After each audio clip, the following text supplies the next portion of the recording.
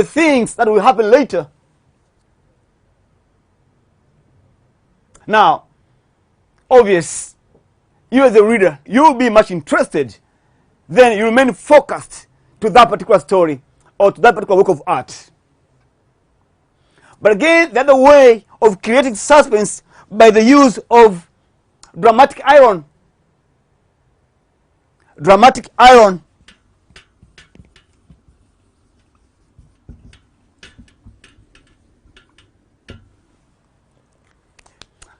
My students, I think you understand by this iron and its form. Verbal iron, dramatic iron, etc. So this also can help you to create suspense of knowing what will happen later in a work of art. Now, dear students, having that said, let us move to our topic today. But again, our session today will be guided by a similar question which asks, study the following expressions and identify the best literary term that fits the expression. Students, this is a continuation of our previous topic. So here again we come. Now, that expression that we are supposed to identify the best literary term asks, that wants us to identify the best literary term that fits in this particular expression. My dear students, I believe now you can tell that concept that fits in there. The one who writes plays. Yes, you agree with me that the literary term that fits here is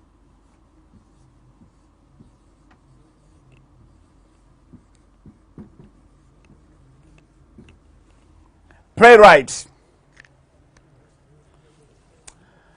Remember that this is the literary term that fits here.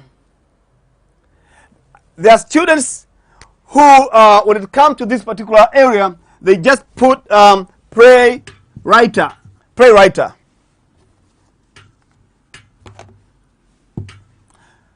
It's not this way. This will be this is wrong. The best literary term that fits there is playwright. Be careful the spelling, and not playwrighter or writer of the play. No.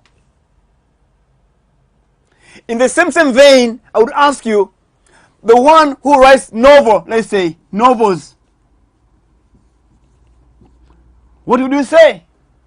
Again, you agree with me that the one who writes novels is author. But again, the one who writes poems or poem, it's a poet. So today I've just asked you to identify the one who writes plays, and the response is this one. Tomorrow, who knows? So be careful when it comes to these particular expressions.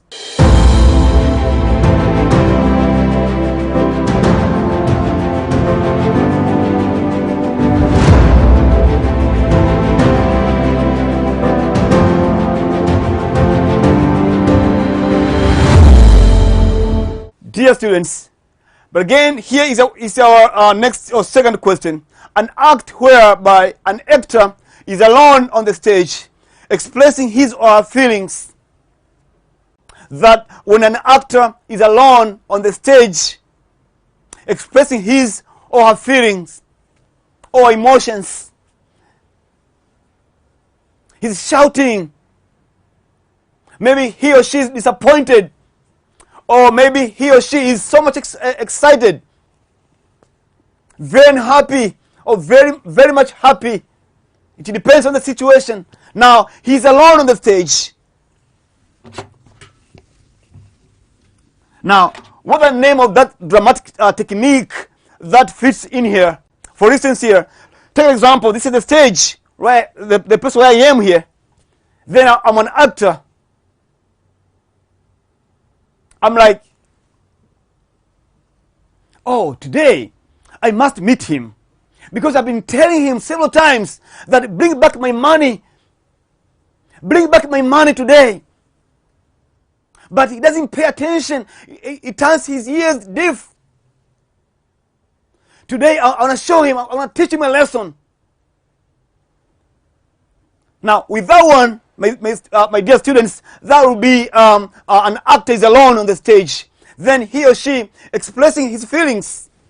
He's not happy with the situation, that he needs his money back from his friend or colleague. But that colleague doesn't pay back the money.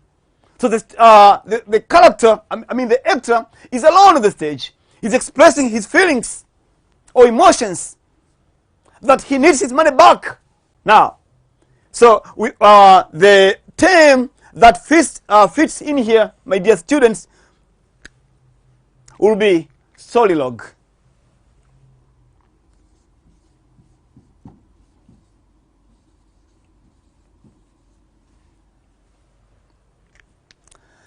That is a dramatic technique where we see an actor on the stage. He or she is expressing his feelings or her feelings. He's just alone. Take an example, a character or an actor has received a nice present or gift, a very expensive one, very precious, a great one. Now he or she is so much excited. Then he's like, oh yes, yeah, I made it. What a nice gifty. But he's alone on the stage. Then he or she is expressing his feelings that he's so much happy that he has received something precious, something awesome. Now one may ask, in the same page or scenario, that what is monologue? Monologue. When an actor is alone on the stage, he tends to speak to himself. He tends to be a sender and himself be a receiver.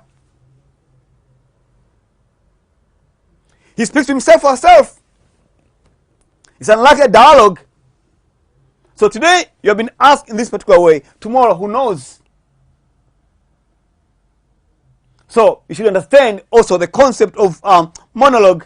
But again, you should also understand the concept of dialogue.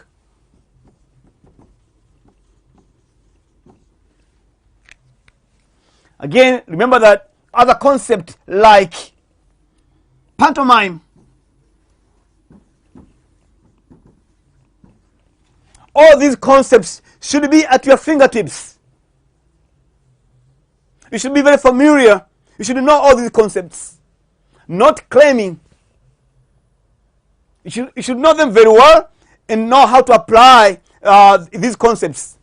And when it comes to composing your own work, then you may decide to include such concepts. My dear students, the next concept or question number 3 is the literary term that fits right here. A figure of speech where an artist uses words, phrases purposely to make a situation appear small or less important.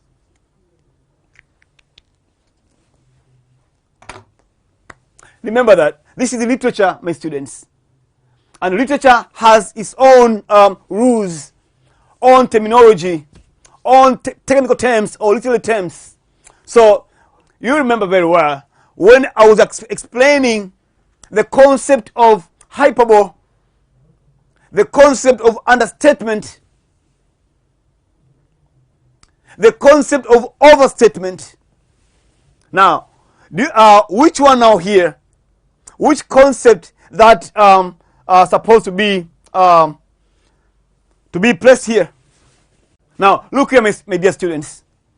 Look at this situation.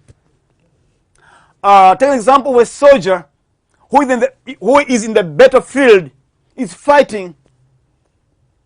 Now, while in the battlefield fighting, accidentally, he lost his leg. That very soldier, he make a phone call back home, telling his family or telling his friends that I'm doing well, I'm fine. It's only that I got a wound on my leg.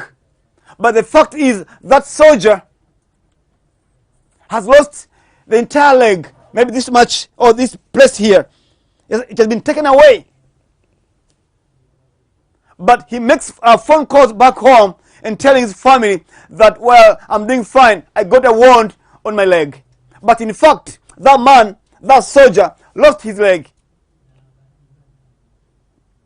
Now, that soldier is trying to make the situation appear small or less important. That why is he trying to make that situation appear small or less important? That he just got a small wound on the leg.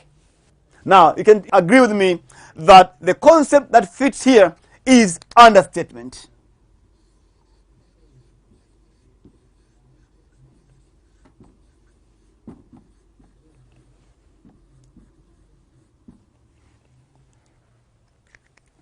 Understatement. Maybe you don't want his family to panic, and that's why you end up saying, "I'm doing fine. I just got a wound on my leg." The statement or the expression reads, "The statement that contains words or group of words whose meaning is different from the meaning of individual words." Now, can you take some few seconds to think of that particular term or basic term that fits in this particular area? Now, you agree with me that that term that fits here is an idiom.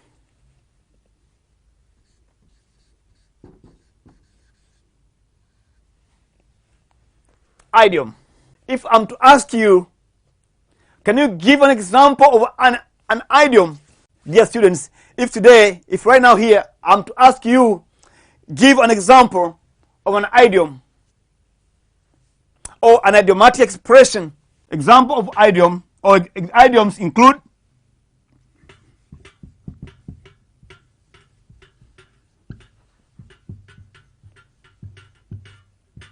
slip of the tongue,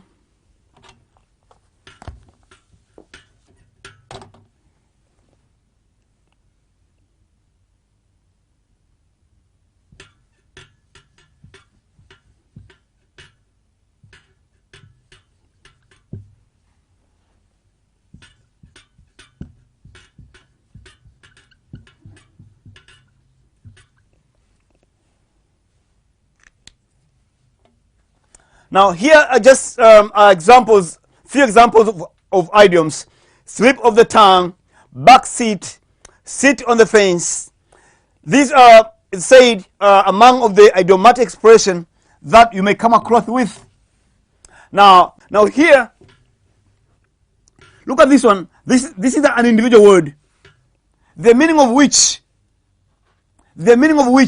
and if it's taken, the meaning of to sleep is different from the meaning of the entire sentence. If you are to take the meaning of individual word here, tongue alone, then this article there and the preposition of, it will be so hard for you to understand the meaning of this particular idiomatic expression. That's why it says it contains words or group of words whose meaning is different from the meaning of individual word, like one word, 2, 3, and 4. If you are to take the meaning of each word here, you won't get the meaning of the entire thing. This is an idiomatic expression.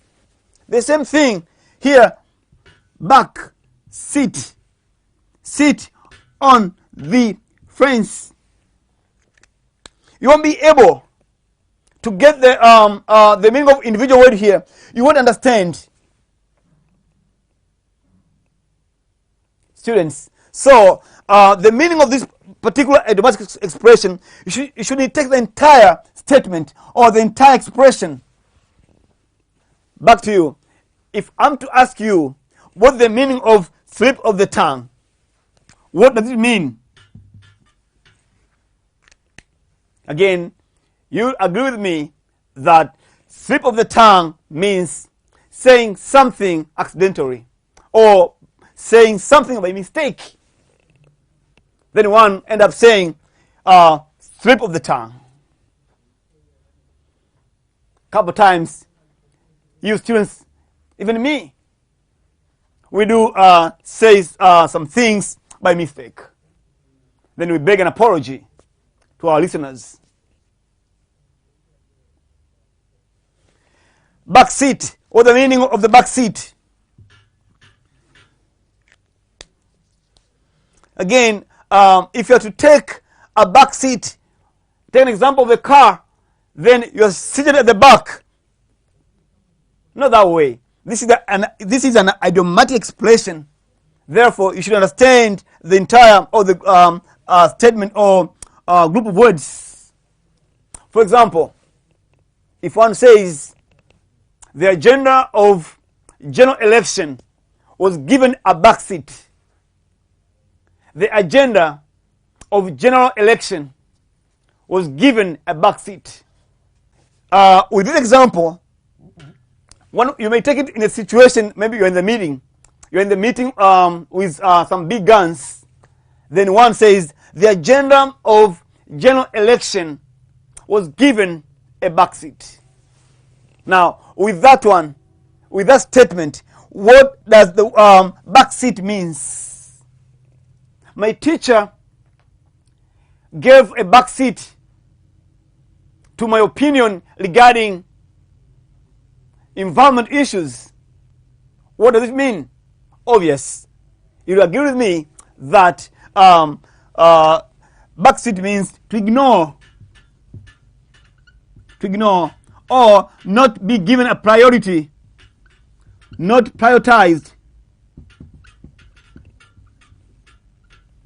Something was not prioritized, or something was not given a priority. It's a backseat. Now, if you are to take the meaning of individual word in this particular idiomatic expression, backseat, back, then find the meaning, then sit, then you give the meaning. It doesn't work that way. It won't work. So the meaning of this particular idiomatic expression, you should treat them as a corrective or correctively. Now, I'm making myself understood. The last one says, sit on the fence. To sit on the fence. Now, if you are to take the meaning of individual word, the act of sitting, then on the fence, the actual fence that you know. So, again, it won't work. Treat these words or group of words collectively. Sit on the fence. Should sit on the fence when it comes to making a judgment or passing a judgment. My dear students, again, the meaning here now, to sit on the fence means to take no sides, to be neutral, to favor none. That's the meaning of to sit on the fence, to favor none of the side, or to become neutral. Having that said, now let's just move to another question.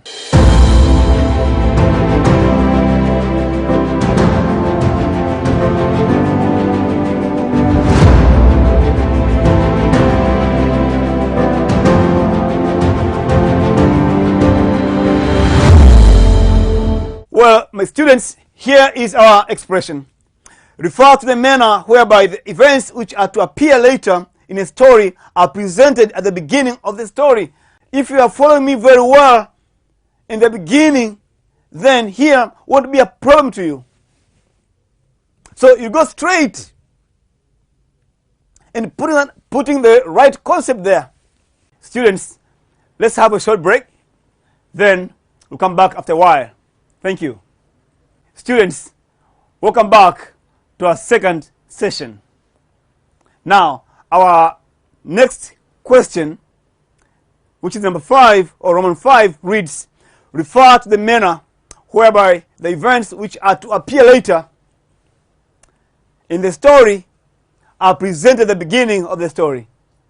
Yes, if you recall very well in our previous lessons, now here again it will be much easier for you to tell the basic or the concept that fits in here, which is a flashback.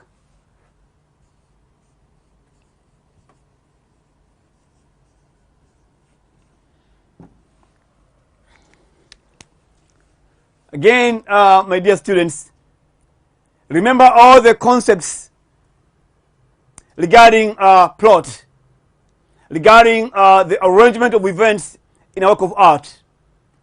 Remember the concept of foreshadowing. Remember the concept of flashback as it is written here. Remember the concept of chronological order or sequential arrangement of events. Today you have been asked about flashback. Who knows about tomorrow? You and I do not know. So be keen enough to understand such concepts very well, and if need be, if you're asked to identify in a work of art, tell the story. Tell the style which has been used in a given work of art. Now, be able to tell that this particular artist has used this particular style, or this particular playwright has used this particular style. This particular storyteller has been narrating his or her story from the beginning to the middle, at the end, sequentially. Now, let us move to another question. A dramatic device in which an actor on the stage speaks to the audience, but other actors do not hear. My dear students, again, take some few seconds to think the best concept that fits in that particular expression. कौन है वहां? कौन है? कौन है आप लोग? कौन हो? It's a dramatic device in which an actor on the stage speaks to the audience. It's right here, maybe me as your teacher here. Now, take an example. I'm acting, and you, students, you are my audiences. Remember, I'm not acting alone here on the stage. There are other actors and actresses. They're together with me. But in this situation, I'm alone here. I'm on the stage. I'm speaking to you as the audience. एक बात मुझे बतला दो, मैं लक्ष्मी हूं या मनोरंजन का साधन? But other actors or actresses do not hear what I'm saying. Now, what kind of that dramatic device that fits in this particular expression? Can you tell? बस में चढ़ते ही मुझे कुछ अजीब सा लग रहा था, तो मैंने कहा मेरे दोस्त को कि आज चलते हैं. अच्छा नहीं लगा. As I said earlier, take an example. Me, you're a teacher here, as an actor now. I'm acting, and I'm speaking to you as my audience. But my fellow characters do not hear. So now, identify the dramatic device that fits in this particular. So, you agree with me that the dramatic device here that fits here is aside.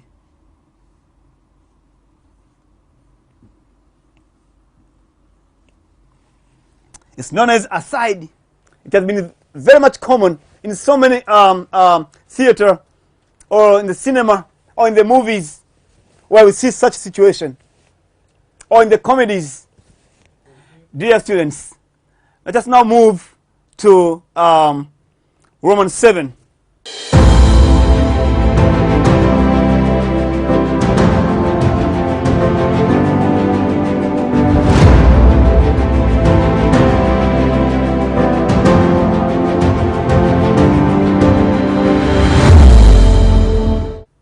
our expression reads, it uses comic words to show someone's wrongdoings. Now, there are times you students tends to criticize your fellow colleague or your fellow student by using comic words. When we speak about comic words, we speak about words which sounds funny, the words which bring laughter, the words which doesn't offend someone. You use sweet words to criticize someone. Maybe your colleague is misbehaving. Now, you don't want to make him or her feel offended. Then you're using comic words. You're using humorous words to criticize that particular person. Now, can you now tell the word or that term that fits here? Now, you'll agree with me that that concept is satire. Satire is one of the literary terms that it tends to use humorous words to criticize or to show someone's weaknesses, someone's faults or failures. You know how it feels when somebody criticizes you using those offensive words. Obviously, you'll react.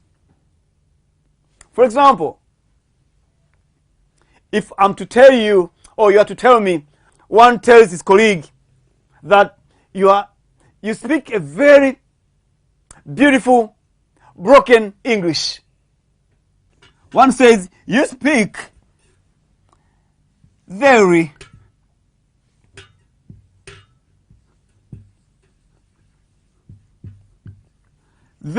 beautiful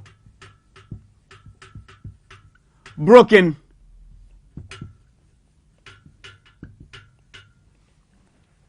Now, look at this example that you speak very beautiful broken English.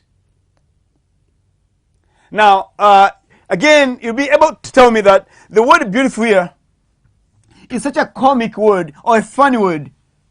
So you are criticizing someone's English, the way he or she speaks, that is a broken English. But the way you're trying to criticize or to show how broken his or her English is, you're trying to use this adjective like beautiful,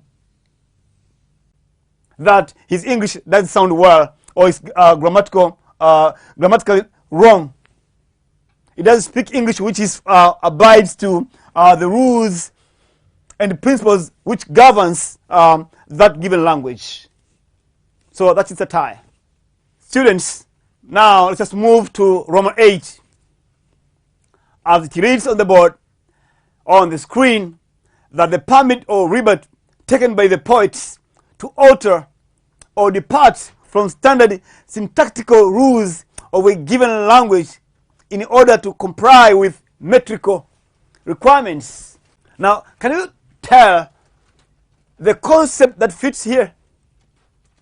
When poets deviate, when they purposely deviate from this syntactical rules of the given language,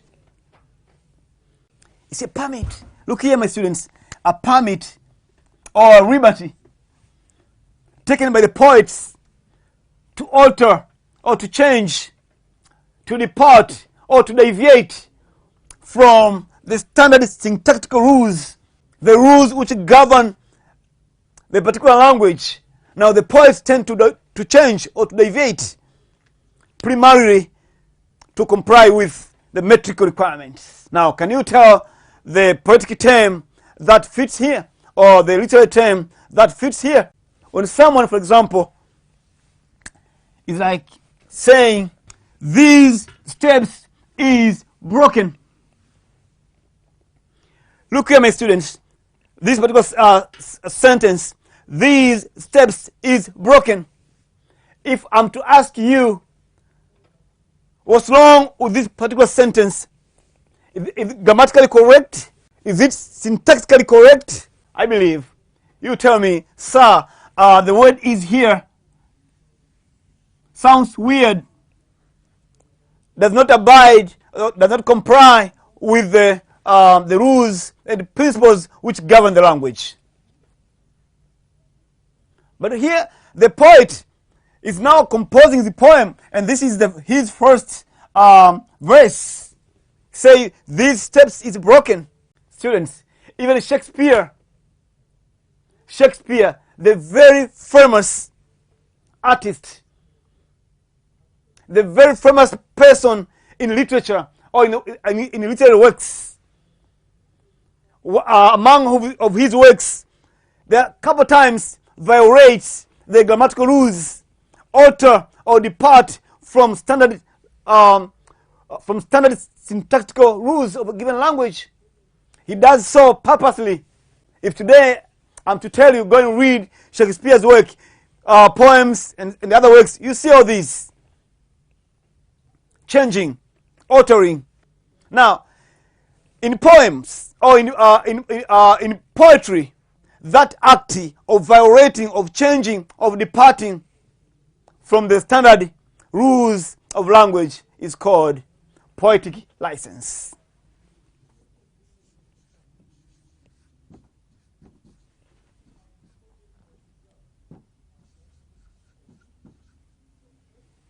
Poetic license. For them, when composing a poem, a verse which may read this particular way, my children is happy. Now here, there's something wrong here. Look here, this being a subject, there's no concordial agreement between a subject and a predicate. My children is happy. Now, by lacking such a concordial agreement between a subject and a predicate, then that person, that poet, is free, is okay. He or she wants to achieve the so-called metrical requirements or poetic effects. Maybe he or she wants to achieve the so-called rhythm. Maybe he or she wants to achieve the so-called rhyme, etc. The next concept, my dear students, is the framework that entails the manner in which a work of art is systematized in order to effect the desired message to the audience. The framework, my dear students, that entails the manner in which a work of art is systematized in order to effect the desired message to the audience. Remember, an artist, when he or she prepares his work, his artistic work, one of the key things that comes in his or her mind is, how am I going to take this thing, go down to the audience? How? An artist may think of, let's say, he wants to write about women's circumcision. Then one thing that has to come in his or her mind is, how am I going to do that? If he or she is to compose a poem, one of the things is, how am I going to get this thing or this idea reach the audience? That question, how, pushes us to a concept, to a literary concept, which is called form.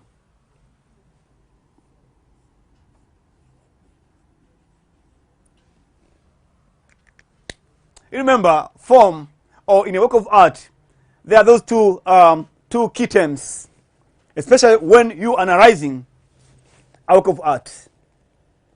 We have a form and a content. So a form is that structure, is that superstructure, the way you arrange, the way you organize your thoughts. You may start think of the title, that how should my work, which title fits in my work. Now, starting searching for a best title, now you are talking about the form. when you think about the language you use, you think about the form. When you think about the characters, you think about the form.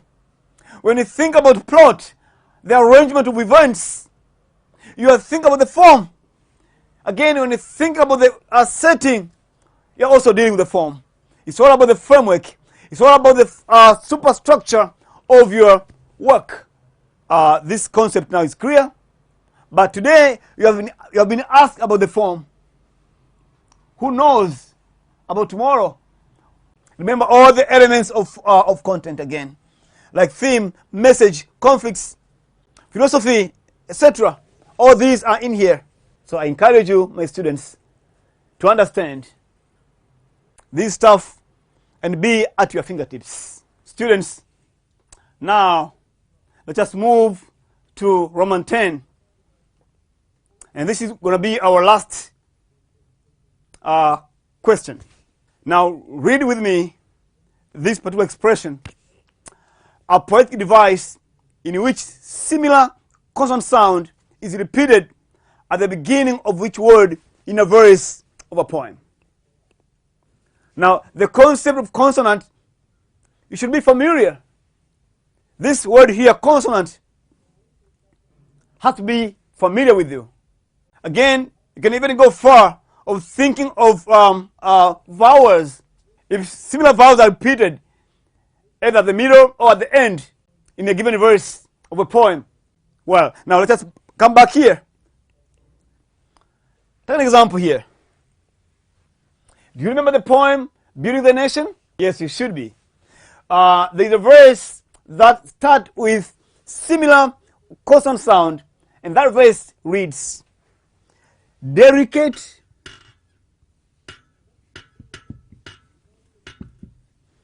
diplomatic, duties. Now, which sound here, which consonant sound has been repeated either twice or thrice? Again, I believe you agree with me that the consonant sound which has been repeated is this one here. At the beginning of each word, sound do. Here and right here. It has been repeated. This sound, at the beginning of each word, this sound has been repeated. Again, do you remember the poem titled Ballad of the Landlord?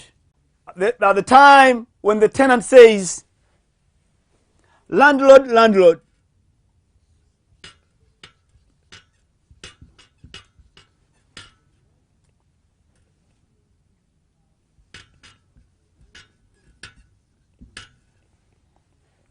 Now, look here.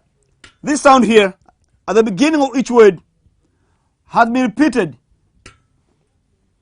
So sound L has been repeated. Now, can you tell now that device or that term which fits in here?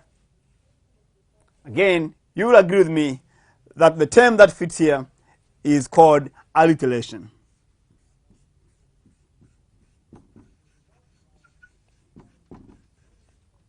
Alliteration. My dear students, it's not enough for you to understand this particular term, alliteration, alone. Now think other related terms or other sound devices which are found in the poem. Think of assonance.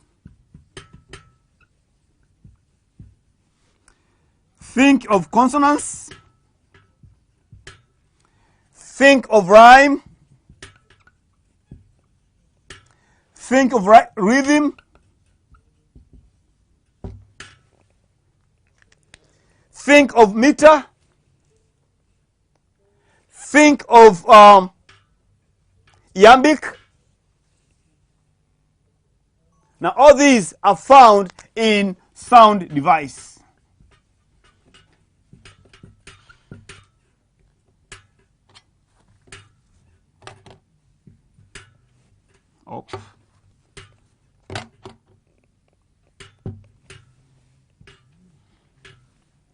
So today you've been asked about alliteration. Now tomorrow, what it's going to be? Who knows? You and I have no idea.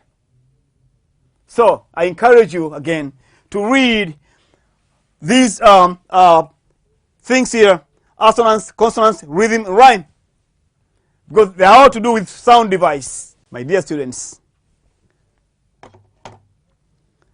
I'm glad that the lesson was clear regarding these concepts, literary concepts.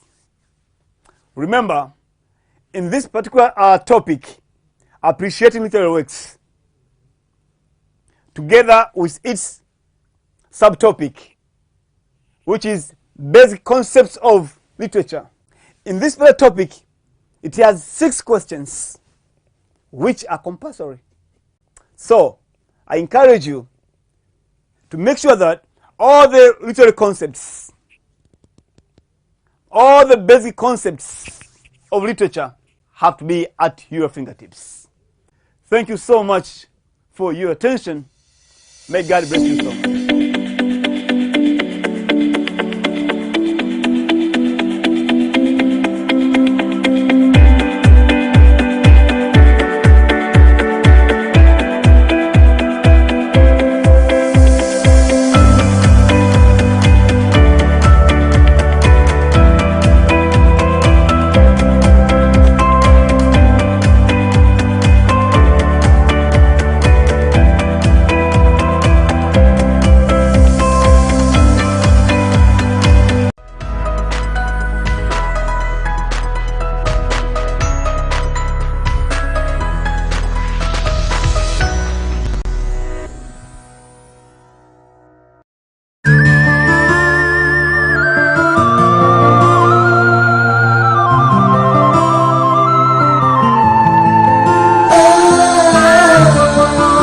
Kaka J. Mabinda Records. Simamia korona kutokomeza, wanaotualia walisi inavyomeza. Simamia korona kutokomeza, wanaotualia walisi inavyomeza. Dharura ya dunia, janga, korona, COVID-19. Itika kivuruge wewe. Korona unapatikana wapi? Je, ni kwenye mikono yetu ama vichwa vyetu? Tuliambiwa kunawa na tunanawa sana. Korona tumefunga shule zote kwa sababu yako. Sasa watoto wetu wanaikosa elimu kwa ajili yako. We kirusi, acha kuvuruga mipango ya nchi yetu. Hapo utakuwa umefika mbali. Tazama unavuruga upendo wetu. Sasa tunaambiwa tusisogeleane. Korona unamaanisha tusizikane? Hapana, inatosha. Simamia korona kutokomeza, wanaotualia